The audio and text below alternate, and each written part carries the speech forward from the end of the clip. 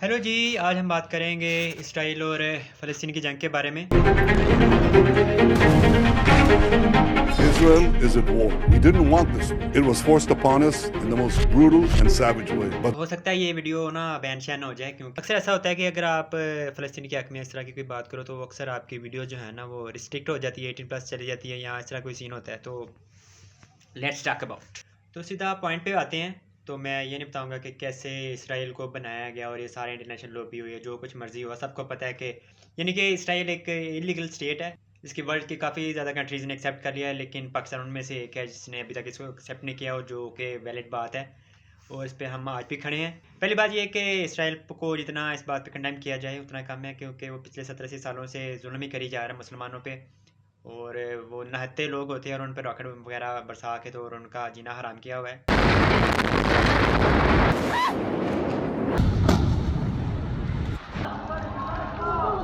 तो हुआ कुछ यूँ कि रिसेंटली हमास ने 4 से 5 हज़ार रॉकेट जो है इसराइल पर फायर कर दिए हैं, और इसके जवाब में काउंटर फायर किया है इसराइल ने। और बेतहाशा जो है ना वहाँ पे फ़लस्तीन के लोग हैं वो शहीद हो चुके हैं।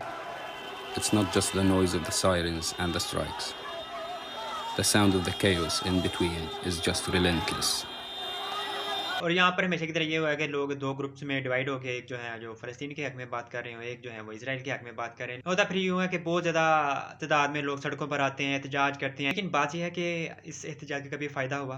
कभी ऐसा हुआ कि फ़लस्तीन के हक़ में कोई फ़ेवर में कोई यूएन की रेज़ोल्यूशन को क्लियर किया हुआ? और इस रिसेंट वाक़ये के बाद बहुत ज़्यादा बैकलैश आया पाकिस्तानी अवाम की तरफ से भी और इंटरनेशनल कम्युनिटी की तरफ से भी। लोग सड़कों पे निकल आए कि फ़लस्तीन के हक़ में। पाकिस्तानी अवाम भी काफ़ी ज़्यादा थी।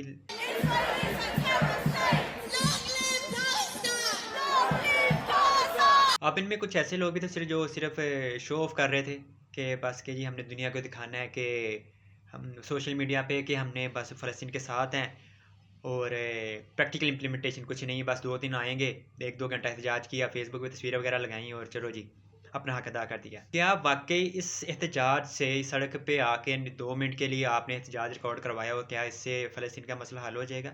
हमें इस बारे में सोचना चाहिए कि आया हमें ऐसा कुछ क्या करना चाहिए कि इंटरनेशनल कम्युनिटी पे इतना प्रेशर आए कि वो कम से कम सीज़ फायर की जो एग्रीमेंट है उस पे तो कोई अमल दरामद करे, बजाय इसके कि हम सड़कों पे निकलें और बस बेतुका से एहतजाज करके और शाम को घर चले जाएं, जिसका फ़लस्तीन के लोगों को फ़ायदा ना हो। यहाँ पे बहुत सारे लोग उठ कर आ जाएंगे कि भाई तुम कौन होते हो इस तरह की बात करने वाले, हम तो फ़लस्तीन के हक़ में बात कर रहे हैं। मेरा सवाल उनसे ये है कि आप कभी कश्मीर के लिए निकले हो? जो कि हम फ़लस्तीन तो चलो मुसलमान भाई बहन है ना हमारे, लेकिन कश्मीर वाले तो हमारे सगे बहन भाई जैसे हैं। कभी हम उनके लिए निकले इस तरह सड़कों पर? कभी हमने पार्लियामेंट के बाहर जाके एहतजाज किया कि अपनी गवर्नमेंट से डिमांड की कि आप इंडिया की गवर्नमेंट के साथ कुछ सेटलमेंट करें? ये तो एक सिंपल सोल्यूशन है ना। इसराइल और फ़लस्तीन का तो बहुत कॉम्प्लेक्स कॉन्फ्लिक्ट है। इंटरनेशनल कम्युनिटी है, लॉबी है, ज्यूश आ जाते हैं और मुस्लिम एथनिसिटी आ जाती है। लेकिन कश्मीर का तो मामले बड़ा सीधा है। हमने अभी इनके बारे में कभी कोई बात नहीं की। 5 फरवरी का हमने एक दिन रखा हुआ है, हम आते हैं, झंडे लहराए और बस चले गए। अब कॉन्स्टिट्यूशन के लिहाज से तो हमारा वज़ीर आज़म ही सबसे पावरफुल मैन है पाकिस्तान में।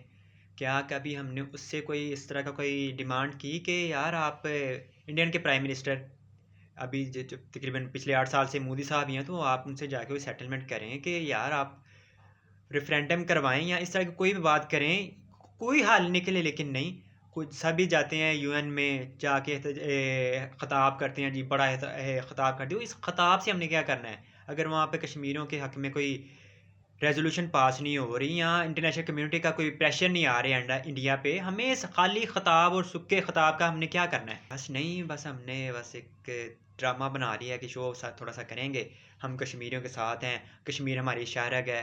वो यार ये कैसी शाहरग है जो पीछे 75 सालों से कट रही है और अभी तक आप जिंदा हो? बस नहीं, शो ऑफ।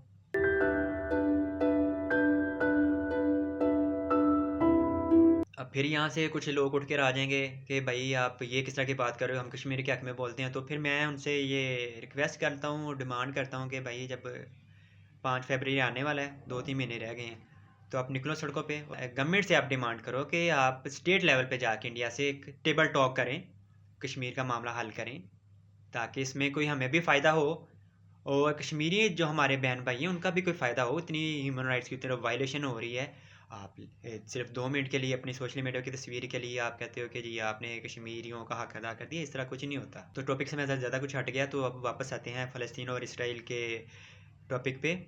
तो हमास अब बहुत कंट्रोवर्शियल सा टॉपिक है। कुछ लोग कहते हैं जी ये बड़ा सही काम कर रहा है, कुछ लोग कहते हैं कि जी नहीं ये एक टेररिस्ट ऑर्गेनाइजेशन है।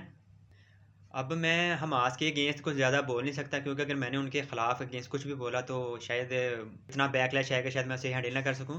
और कुछ लोग हैं जिन्होंने उसको ज़रा डीपली एनालिसिस किया कि वाकई हमास ठीक है या नहीं, तो उनको डेथ थ्रेट्स आई और ये सारा कुछ हुआ। मेरा ये एनालिसिस है कि आप जंग से ये इसराइल और फ़लस्तीन का मामला हल नहीं कर सकते, क्योंकि एक न्यूक्लियर स्टेट है इसराइल, वो किसी भी टाइम एक बम से आपके सारे फ़लस्तीन को उड़ा सकते हैं। बाकायदा एक टेबल टॉक होना चाहिए, सीज़ फायर होना चाहिए।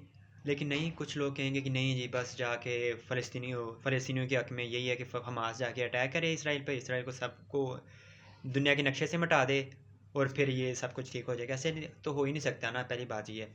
और दूसरी बात ये है कि फ़र्ज़ किया जब हमास अटैक करता है तो वो उल्टा फिर इसराइल सिविलियन पे अटैक करता है, और फिर सैकड़ों की तादाद में फ़लस्तीनी बेचारे, इसमें बच्चे भी शामिल होते हैं, वो सारे फिर शहीद हो जाते हैं।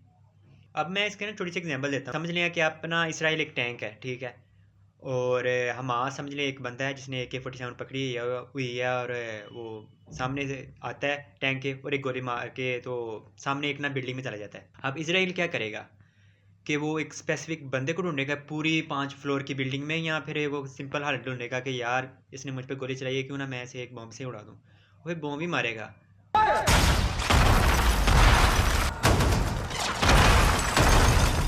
वो सारी बिल्डिंग ही गिराएगा। उसमें शायद वो हमास वाला बंदा तो बच जाए, लेकिन वो जो हज़ार की तादाद में वो बिल्डिंग में लोग होंगे, उनका क्या कसूर है। तो जंग के किसी भी मामले का हल नहीं है। बेहतर ये है कि ये सीज़ फायर होना चाहिए, टेबल टॉक होनी चाहिए, और इंटरनेशनल कम्युनिटी का प्रेशर होना चाहिए, जिससे ताकि फ़लस्तीन बेसिकली तो हमने तो फ़लस्तीनियों की जान बचानी है ना, हमें जंग से क्या लेना देना। तो बस मैं ये कहूँगा, और आप अपने बारे में बताओ नीचे, तो फिर मिलते हैं अगली वीडियो में।